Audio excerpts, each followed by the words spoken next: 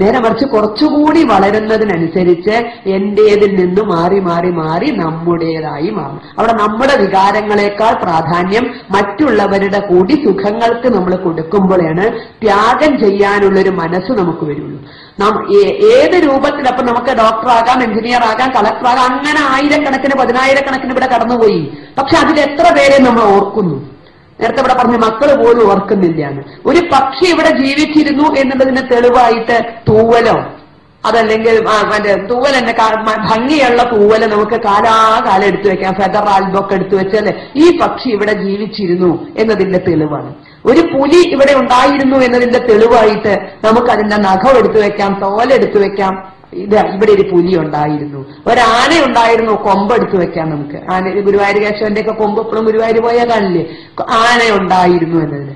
ഒരു മനുഷ്യൻ ഇവിടെ ജീവിച്ചിരുന്നു എന്നതിന് തെളിവായിട്ട് അവന്റെ പല്ലോ നഖമോ മുടിയോ ഒക്കെ എടുത്തു വെക്കണ കാര്യം ഒന്ന് ചിന്തിച്ചു വെക്കും നിങ്ങൾ.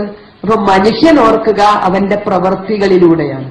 ഏത് കാലം മറഞ്ഞാലും അവനെ ഓർക്കണമെങ്കിൽ അത് അവന്റെ പ്രവൃത്തിയിലൂടെയാണ്. ആ പ്രവൃത്തി ത്യാഗനിർഭരമായി ചെയ്യുമ്പോൾ മറ്റുള്ളവർക്ക് വേണ്ടി കൂടി നമ്മുടെ മനസ്സിലൊരല്പം സ്ഥലവും സമയവും ഒക്കെ കണ്ടെത്തുമ്പോഴാണ് നമ്മൾ അവർക്ക് കൂടി ഉപകാരമുള്ളവരായി മാറുന്നതും അവരുടെ മനസ്സിൽ നമുക്കൊരു സ്ഥാനം ഉണ്ടാകുന്നത്. സ്വന്തം വികാരങ്ങൾക്ക് തന്നെയാണ് പ്രാധാന്യമെങ്കിലും അത് സംസ്കരിച്ചെടുക്കുമ്പോൾ ആ മനുഷ്യനാണ്. നമ്മൾ പറയും സ്വന്തം ഇഷ്ടത്തിനനുസരിച്ച് പോണത്, സ്വന്തം വികാരത്തിനനുസരിച്ച് പോണത് അതാണ് സ്വാതന്ത്ര്യം എന്ന്. അത് പക്ഷികൾക്കും മൃഗങ്ങൾക്കും ഇഷ്ടം പോലെ ഇല്ലേ? ഇപ്പൊ നിങ്ങൾ ഫെബ്രുവരി 14 ആഘോഷിച്ചു ഇല്ല? വ്യക്തിപരമായിട്ട് ആഘോഷിച്ചിട്ടുണ്ടാവും, ചിലപ്പോ സ്കൂളിൽ ആഘോഷിച്ചിട്ടുണ്ടാവില്ല അല്ലെ? എന്താ ഫെബ്രുവരി 14? ഞങ്ങളാരും കേട്ടില്ല. കാരണം ഞങ്ങളുള്ള കാലത്ത് ഈ പൂവാലന്മാർക്ക് ഇത്ര പ്രത്യേകത ഉണ്ടായിരുന്നില്ല തോന്നുന്നുണ്ട്. അതുകൊണ്ട് പൂവാലൻസിന് മാത്രമായിട്ടൊരു ദിവസം ഉണ്ടായിരുന്നില്ല അന്ന്.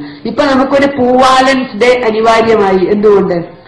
ഇപ്പൊ നിങ്ങള് മുതിർന്ന കുട്ടികളായി വളരുന്ന പ്രായം അല്ലെ, ശാരീരികമായ പ്രത്യേകതകൾ അല്ലെങ്കിൽ ശാരീരികമായ വളർച്ച വരുന്ന പ്രായം.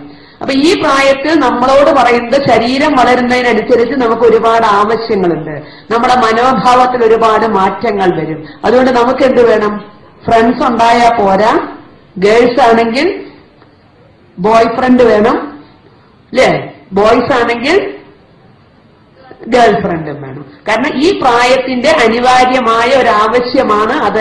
അത് നേടിയെടുക്കലാണ് നമ്മുടെ സ്വാതന്ത്ര്യം. അതിന് രക്ഷിതാക്കളോ സമാജമോ വിലക്ക് പറഞ്ഞാൽ വേണ്ടി വന്നാൽ ആത്മഹത്യ ചെയ്യാനുള്ള തന്റെ ഇടവും ഇന്ന് നമ്മളിലെ ഒരു വിഭാഗം കുട്ടികൾക്കിടയിൽ ഉണ്ട്. സ്വാതന്ത്ര്യത്തിന് വിഘാതം വരില്ലേ നമുക്ക്? എനിക്ക് ഇഷ്ടപ്പെട്ട ഒരു ബോയ് ഫ്രണ്ടുമായി, എനിക്ക് ഇഷ്ടപ്പെട്ട ഒരു ഗേൾ ഫ്രണ്ടുമായിട്ട് സംസാരിക്കാൻ പറ്റില്ലെങ്കിൽ, അല്ലെങ്കിൽ ഒന്ന് ഐസ്ക്രീം പാർലറിൽ പോകാൻ പറ്റില്ലെങ്കിൽ, അല്ലെങ്കിൽ ഇഷ്ടപ്പെട്ടിടത്തേക്കൊന്ന് പോകാൻ സമ്മതിക്കില്ലെങ്കിൽ ഇനി ഞാനെന്തിനാ ജീവിക്കണം എന്ന് വിചാരിക്കുന്ന ഒരുപിടി കുട്ടികൾ നമുക്കിടയിൽ വരുന്നു. അവർക്ക് അതാണ് ശരി എന്ന് ഇതുപോലുള്ള പൂവാലൻ സ്നേഹങ്ങള് ആക്കി. അപ്പൊ നമ്മുടെ പരിണാമം നരനിൽ നിന്ന് വാനരനിലേക്കാണ്, നരനിൽ നിന്ന് നാരായണനിലേക്കല്ല. കാരണം മൃഗത്തിന് ഈ സ്വാതന്ത്ര്യമൊക്കെ ഉണ്ട്. ശരീരം വളരണേനനുസരിച്ച് അവർക്കൊരു ഇണയെ കണ്ടെത്താം. ആ ഇണ എന്നെ ശാശ്വതമായി നിന്നോളൊന്നൊന്നുമില്ല. അത് താൽക്കാലികമായ ഒരു അഡ്ജസ്റ്റ്മെന്റ്. അത് കുഞ്ഞുങ്ങളൊക്കെയായി കുഞ്ഞുങ്ങൾക്ക് പറക്കാൻ പറ്റിയാൽ ഈ ബന്ധം കഴിഞ്ഞു, അടുത്ത ശാരീരികമായ മാറ്റം വരുന്ന കാലത്ത് വേറൊരു ഇണയെ കണ്ടെത്താം. അപ്പൊ നമ്മൾ നരനിൽ നിന്ന് വാനരനിലേക്ക് താഴണോ, നരനിൽ നിന്ന് നാരായണനിലേക്ക് ഉയരണമോ, അല്ലെങ്കിൽ ചുരുങ്ങിയത് നരനെങ്കിലും ആയി നിൽക്കണമോ എന്നുള്ള.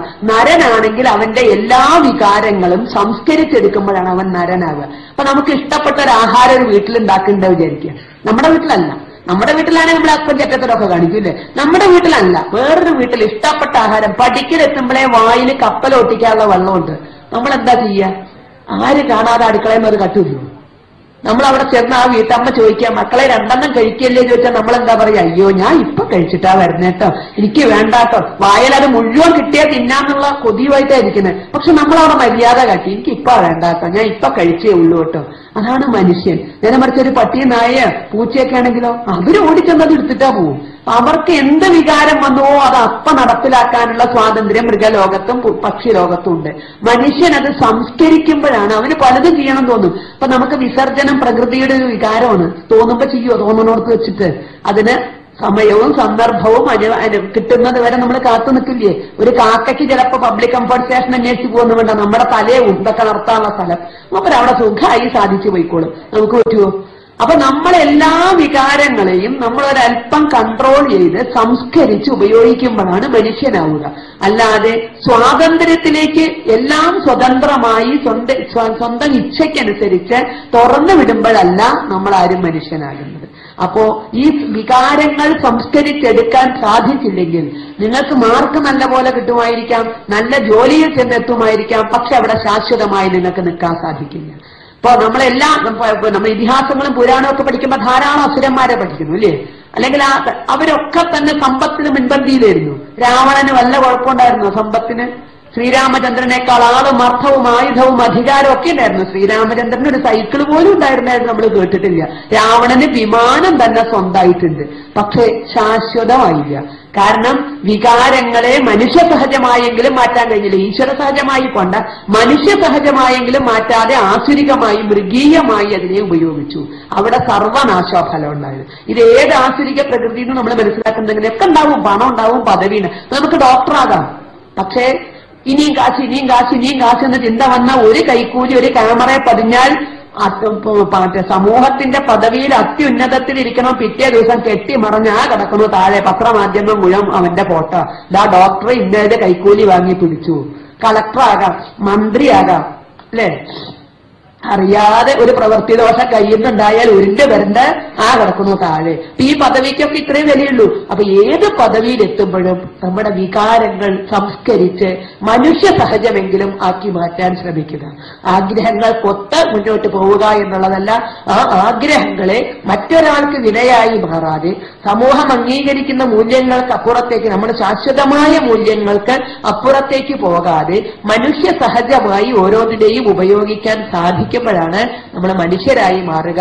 ആ മനുഷ്യരായി പടിപടിയായി നാരായണൻ തന്നെയായി മാറുവാൻ നിങ്ങൾക്ക് ഓരോരുത്തർക്കും സാധിക്കട്ടെ എന്നാണ് ഈ വിശപ്പിന്റെ വിളിയിലും ഇനി വാക്കുകൾക്കൊക്കെ കാതോർത്തിരിക്കുന്ന നിങ്ങളോട് എനിക്ക് പറയാനുള്ളത്. എന്നാൽ നിങ്ങൾക്കത് സാധിക്കും. ഇത്രയും നേരം നിങ്ങൾക്ക് ഉറച്ചിരുന്ന് കേൾക്കുന്നുണ്ടല്ലോ, വിശപ്പിനെയൊക്കെ മാറ്റി. എന്നാൽ വിശപ്പും കൺട്രോൾ ചെയ്യാൻ നിങ്ങൾക്ക് സാധിച്ചു, നിയന്ത്രിച്ച് നിർത്താൻ നിങ്ങൾക്ക് സാധിച്ചു. അപ്പൊ ആ രൂപത്തില് ഈ ശാശ്വതമായ മൂല്യങ്ങൾ, ഏത് പദവിയിൽ നിങ്ങൾ എത്തിയാലും ശാശ്വതമായ മൂല്യങ്ങൾ സാക്ഷാത്കരിക്കത്തക്ക വിധത്തിലുള്ള പെരുമാറ്റങ്ങൾ നിങ്ങളുടെ ഭാഗത്തു നിന്നുണ്ടാകട്ടെ. മാതാപിതാക്കളുടെയും ജനിച്ച കുടുംബത്തിന്റെയും സമാജത്തിന്റെയും രാഷ്ട്രത്തിന്റെയും ഒക്കെ തന്നെ മനസ്സിൽ എന്നെന്നും നിലനിൽക്കുന്ന മുത്തുകളായി മാറാൻ അതിനുള്ള പ്രതിഭ നിങ്ങളിലുണ്ട്. അത് കണ്ടെത്തുകയും വികസിപ്പിക്കുകയും ചെയ്യുക. അതിന് ഒരു തടസ്സവും ജഗദീശ്വരൻ നിങ്ങളെ കാക്കട്ടെ എന്ന് ആശംസിച്ചുകൊണ്ട് പ്രാർത്ഥിച്ചുകൊണ്ട് ഞാൻ എന്റെ വാക്കുകൾ നിർത്തുന്നു.